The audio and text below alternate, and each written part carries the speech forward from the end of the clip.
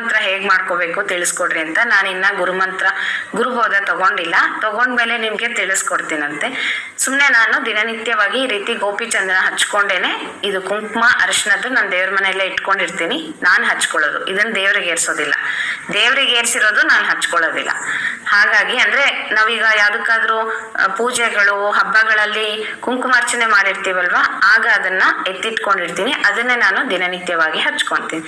ಹೀಗೆ ಅರಿಶಿನ ಕುಂಕುಮ ಹಚ್ಕೊಂಡ್ಮೇಲೆ ಮೊದ್ಲಿಗೆ ಭಗವಂತನನ್ನ ನೋಡ್ತಾ ಪ್ರಾರ್ಥನೆ ಮಾಡ್ಬೇಕು.